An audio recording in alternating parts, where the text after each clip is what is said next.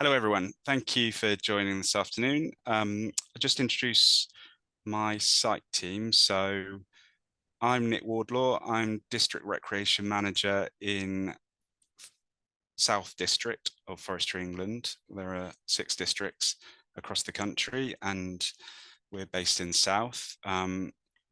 Also on the call are Max Gravestock, who's our site manager, who you met last time. Max, can you just come on and say hello? Sorry, Off. Max is just dealing with a site Oh, issue. is he? Yeah, sorry. Okay. We're on the same Ah, call so that I we don't have to have the same screens on, but he's just on the phone dealing with a water issue. thank So you, Danielle. he'll be on So, as soon as possible. so introducing Danielle, who's Bye. under the guise of Max Gravestock, our visitor service manager. So, yeah, the 3 of us are part of this project, and we also have Joe Knowles, who's one of the visitor service officers on site, who I think was involved in some of the selection around this, and will be involved at a later date within the project. So I have the privilege of introducing you to who Forestry England are and what Alice Holt is about, what it has been about, and what maybe some of the site restrictions and I guess what the site is about, and so you can start developing your projects around that setting. So I'm going to talk through Forestry England and who we are as a body and how we work, and then Alice Holt, zooming in on the site a bit, and then where, what, and how we see this project fitting in with the site. So Forestry England, established in 1919 as the Forestry Commission. So that was the first time that it was officially acknowledged.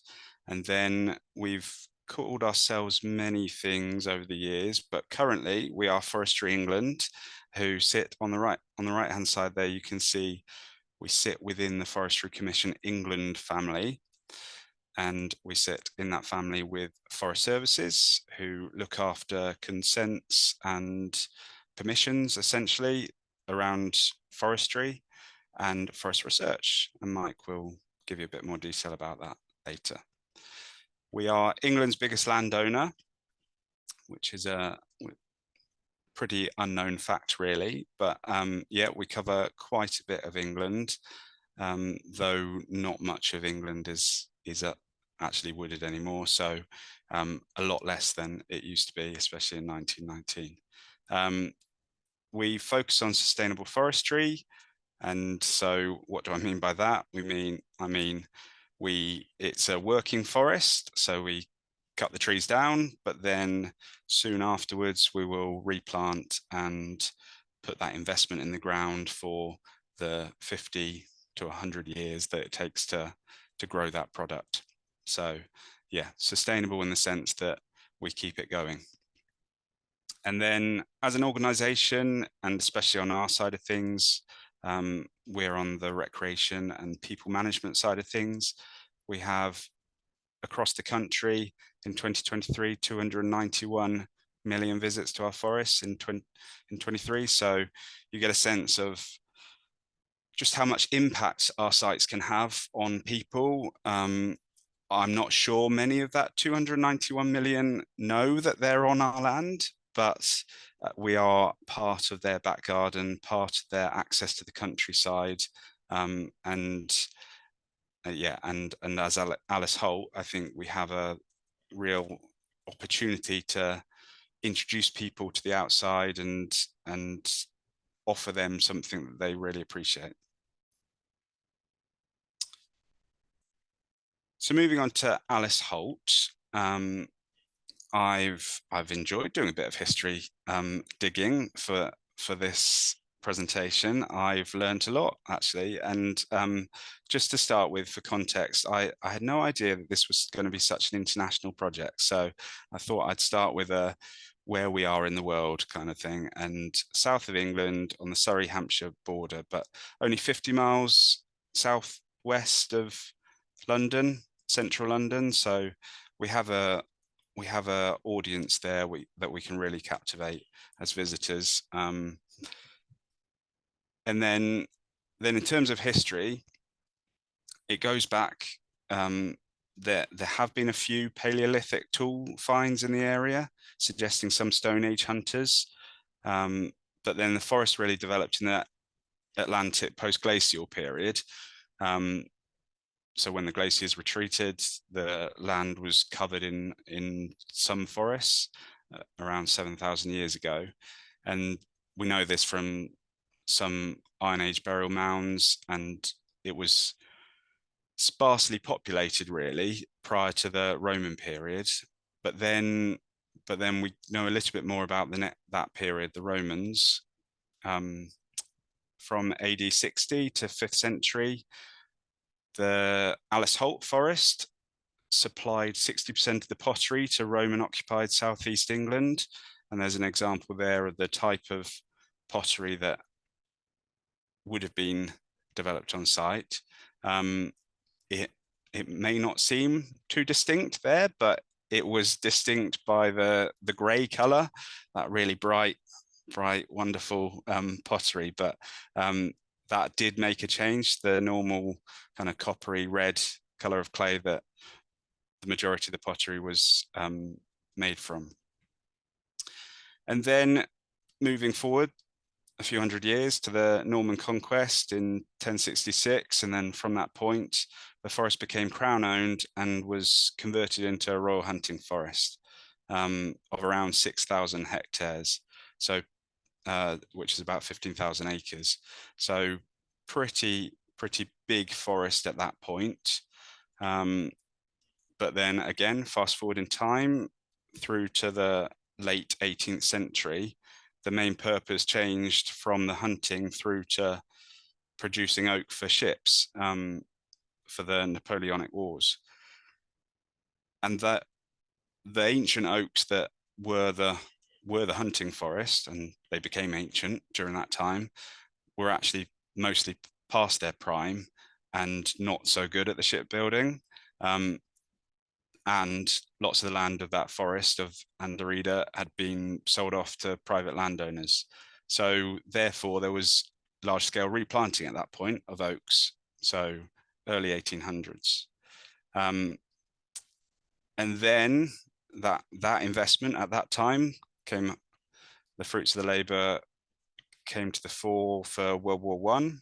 So production and use of timber in World War One.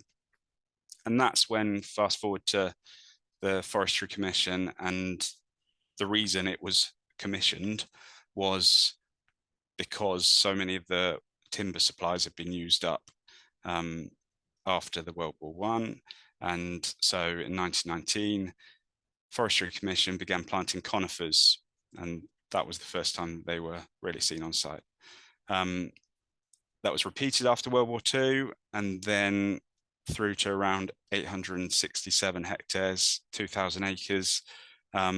So you get the sense of this massive ancient forest shrinking and shrinking to what we currently have to play with on site today.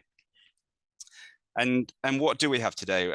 The site is based in the South Downs National Park, so comes with a level of protection and focus on visitors, but also conservation with that designation.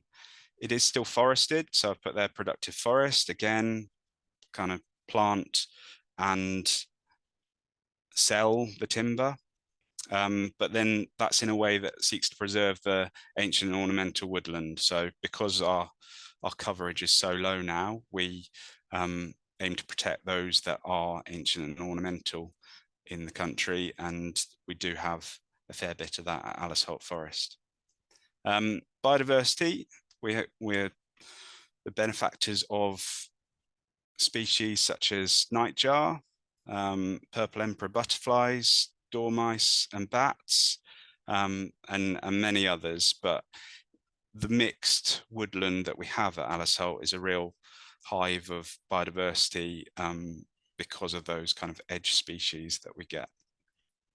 And people, so bring it right back to where my role comes in, where Danielle and Max's roles come in. The we currently have 330,000 visitors per year at Alice Holt, and I put a couple of photos there of the types of activities that they do on site. So we've got play, we've got trails for cycling, walking, running. We've got a cafe on site, and 330,000 visits. Each one of those is coming to our forest because they enjoy the suburbs and get out into the forest and get the benefits from that. So that's where we are as a site currently. And I mentioned on the call a couple of weeks ago that my favorite sounds, I had two. One was on that screen of the sound of children playing. The other one was silence, which you also get a great deal of out in the wider bits of the forest. And so just bringing it to where, what, and how for this project. Firstly, we're really excited to leap into the unknown with this project, really. We're in your hands, you're in our hands. So I think we're all feeling a little bit of excitement, intrepidation. What is this going to be? So yeah, really excited.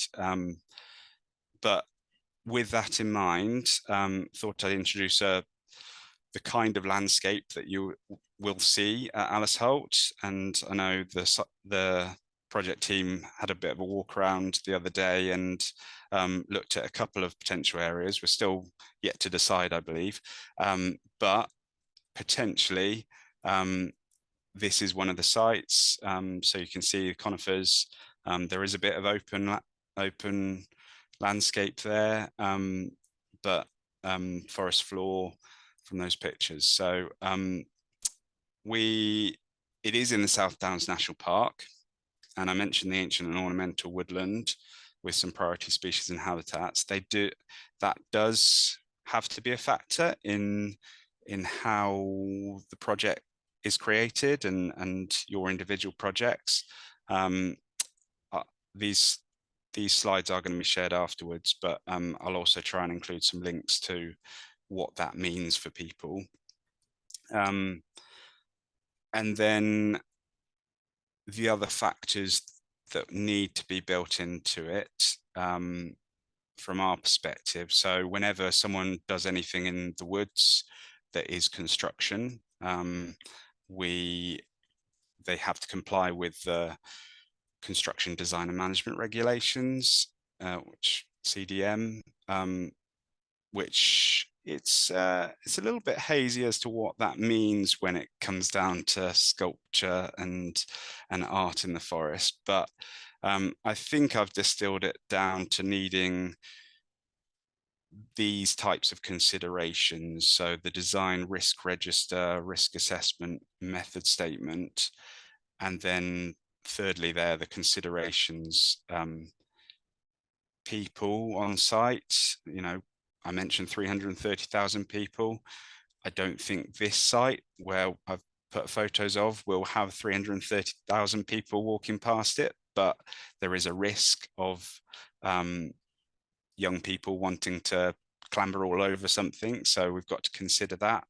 The length of time it's going to be in situ, the installation methods, the wildlife in the area, and limited power source out in the woods. So I just wanted to highlight a few of those potential constraints or parameters to design so that at the early stage you can factor those in. But got about 4 minutes left, Nick. Thank you, Pete. Well, I was just going to wrap up, actually. I told you I'd whistle through it, but I just wanted to finish with the excitement about leaping into the unknown and excited to be on this journey of where, what, and how with all of you. And we'll see what comes of it.